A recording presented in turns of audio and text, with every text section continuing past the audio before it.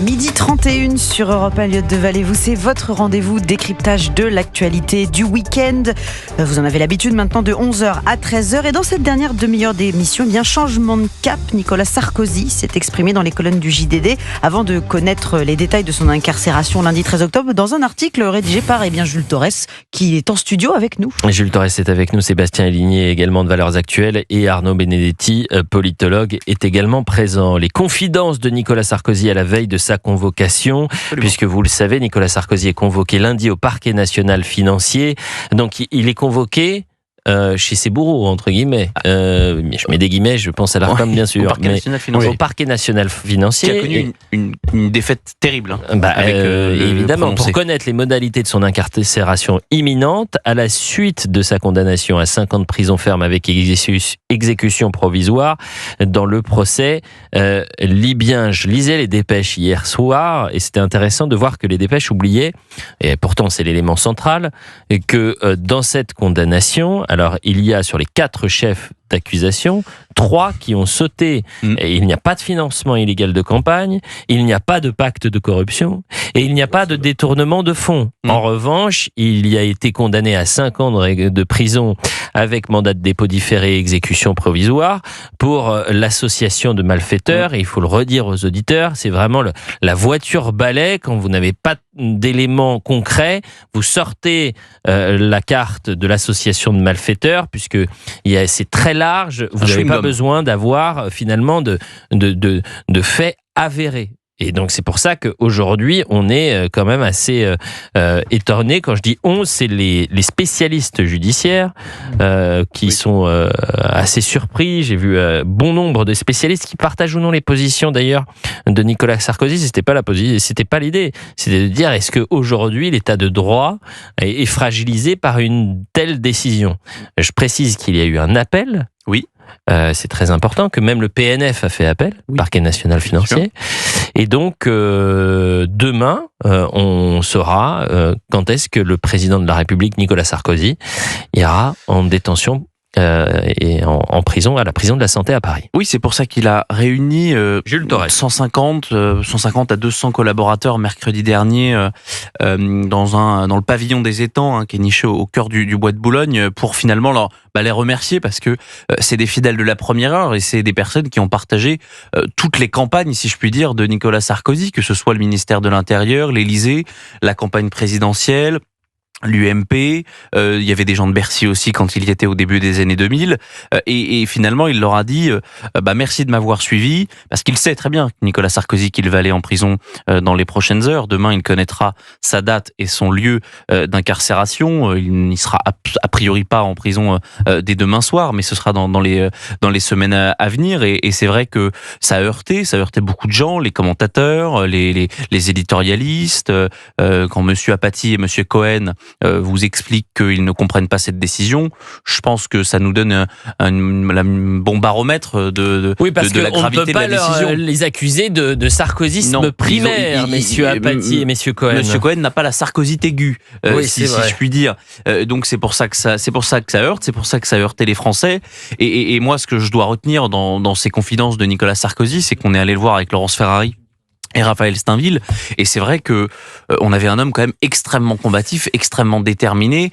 Il va sans doute faire de la prison, et moi j'ai vu quelqu'un finalement qui était comme d'habitude. Alors les confidences, qu'a-t-il dit mercredi lorsqu'il a réuni ses plus proches collaborateurs? Je suis venu vous dire que la fin de l'histoire n'est pas écrite. Elle ne l'est pas parce que dans tous les bons films, les méchants ne gagnent jamais. Dans n'importe quel pays, poursuit-il, doté d'un véritable état de droit, on aurait conclu à ma probité, mais ici, tout est parti d'un faux proclamé vrai, et il parle de ce faux qui a été utilisé et mis à la une de Mediapart, et vous avez la présidente du tribunal qui a dit écoutez, c'est très probablement un faux. Après 12 ans d'enquête. C'est une histoire de dingue. Je n'ai ni haine ni rancune. Cette épreuve, je la prends comme une manière d'apprendre. Malheureusement pour mes adversaires, je vais essayer de devenir meilleur. Nicolas Dupont-Aignan a réagi ce matin justement à cette convocation lundi au parquet national financier de Nicolas Sarkozy. J'ai toujours refusé de me prononcer sur les décisions de justice sur le fond. Donc je ne vais pas commencer avec Nicolas Sarkozy. Je ne connais pas le fond de l'affaire, je n'ai pas assisté à toutes les audiences, je ne sais pas. En revanche, je suis choqué, comme des millions de Français, de l'exécution provisoire. Pour une raison très simple qui est juridique. J'ai appris à l'école, à l'université, que l'exécution provisoire, c'est le risque de récidive, c'est le délit de fuite et c'est les troubles à l'ordre public. Or, je ne crois pas qu'un homme comme Nicolas Sarkozy répond à cela. Donc, on a le sentiment d'une vengeance des magistrats contre lui, et c'est très malsain pour notre démocratie, ce gouvernement des juges. Sébastien Ligné. En effet, Monsieur Dupont-Aignan s'échappe un petit peu rapidement avec cette idée de on ne commande pas une décision de justice. Bon, ça c'est un argument extrêmement facile. Maintenant, sur la question de l'exécution provisoire, et je pense qu'il a raison, au fond du fond, le sujet, il est là. On pourrait débattre pendant des heures de cette décision judiciaire, de ces plus de 300 pages de délibérés, de toutes ces incongruités qu'on peut retrouver dans les mots de la présidente du tribunal. Mais la question, c'est pourquoi aujourd'hui cette question de l'exécution provisoire cristallise autant les passions. Pourquoi les hommes politiques et les femmes, puisqu'on pourrait parler de Marine Le Pen, semblent ne plus pouvoir avoir de recours devant la justice. Parce qu'on nous explique souvent, et Mediapart le dit, oui, mais l'exécution provisoire, les dentistes, les avocats aussi, parfois on leur enlève leur profession avant une condamnation définitive. Sauf que la grande différence, c'est que comment vous établissez un préjudice qui est irremplaçable. C'est-à-dire qu'une élection présidentielle à laquelle vous ne pouvez pas participer dans le cas de Marine Le Pen, si jamais Marine Le Pen elle est relaxée en appel, comment vous lui rendez cette élection présidentielle? Vous refaites l'élection? Non, personne n'y croit. Donc c'est un préjudice qui ne peut pas être remboursé. Et dans le cas de Nicolas Sarkozy, c'est un petit peu pareil, parce que là, on parle de l'honneur d'un homme, d'un ancien président de la République. S'il venait à être relaxé en appel ou en cassation, comment vous lui rendez cet honneur-là? Comment vous lui rendez ces quelques semaines, ces quelques mois qu'il risque de passer à la prison de la santé? Vous ne pouvez pas. Et donc cette exécution provisoire est en train de bafouer toutes les règles qu'on connaît, notamment pour les hommes politiques. En un mot, parce qu'après on parlerait d'un autre sujet. Je suis tout à fait d'accord avec votre argumentation. Le seul problème, c'est que ce sont les politiques qui ont décidé de donner cette arme aux juges. Il y a une interprétation, Arnaud. Non, mais je suis d'accord, il y a une interprétation, mais en leur donnant cette arme, les juges l'utilisent. Et ils l'utilisent en effet de manière parfois qui peut paraître totalement partiale. Et je rappelle quand même une chose, c'est que la présidente du tribunal, en l'occurrence, qui a condamné Nicolas Sarkozy a participé à des manifestations contre la politique de notamment en 2011, Nicolas Sarkozy en 2011. On le dit insuffisamment, ce qui quand même non, mais il faut le répéter parce que les gens peuvent oublier. Et puis, moi, je trouve qu'il y a quand même quelque chose d'assez malsain. Vous savez, ils ont utilisé l'argument, on a fait le dépôt de le mandat de dépôt différé pour éviter l'humiliation des menottes, etc. Pardonnez-moi, il y a quelque chose d'assez malsain que demain Nicolas Sarkozy soit contraint d'aller au parquet national financier. Donc les gens qui l'ont combattu voulaient le condamner à 7 ans de prison, qui de fait en première instance ont perdu leur combat, puisque sur les 4 chefs d'accusation, il y en a 3 qui ont sauté, les 3 principaux, et donc il va aller devant ses bourreaux, j'utilisais cette expression, pour connaître finalement c'est la procédure, malheureusement. À laquelle, oui, mais il y a pardonnez-moi de le dire comme ça, alors là pour le coup c'est très personnel, comme je le ressens. J'y vois quelque chose d'assez malsain. C'est-à-dire, je vois pas pourquoi c'est le PNF qui l'a combattu, qui va donc accueillir Nicolas Sarkozy en disant: Monsieur Nicolas Sarkozy, vous allez donc être placé en détention, incarcéré, peut-être lundi soir, peut-être dans quelques jours. Et puis cette séquence qu'il vit est quand même assez particulière. Tout comme la durée du délibéré est extrêmement malsain. Le fait de l'avoir fait patienter pendant plus de 3 heures en lui faisant croire, miroiter une relaxe totale, et qu'en fait à la dernière seconde on lui dit finalement vous allez être condamné à 5 ans de prison, ça aussi c'était extrêmement malsain dans la manière de faire. Ils ont réussi 2 choses, c'est-à-dire que vous avez quand même un fort consensus du côté des magistrats, des politiques, des Français, qu'ils soient encore une fois pro-Sarkozy ou anti-Sarkozy, de dire il y a quand même quelque chose qui se passe de très étrange, et donc qui ont contesté cette décision hautement contestable.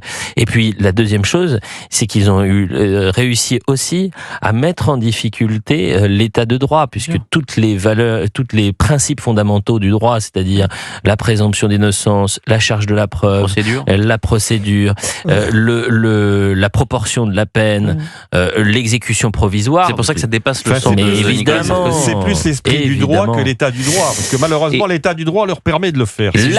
On revient dans un instant. Et on n'avait pas prévu de faire ce sujet ce dimanche midi sur Europe 1, mais j'ai levé la tête et je regarde toutes les chaînes d'information. Vous savez qu'entre midi et 13h, c'est souvent les grandes interviews politiques. Vous avez donc Jean-Philippe Tanguy qui est sur BFM, et il y avait Gilbert Collard sur LCI, et puis sur France Inter, tiens, Marine Tondelier. À la maison. Vous dites à la maison. Mais alors pourquoi ça me surprend ? Parce qu'à 48 heures, Marine Tondelier a fait un parallèle absolument scandaleux.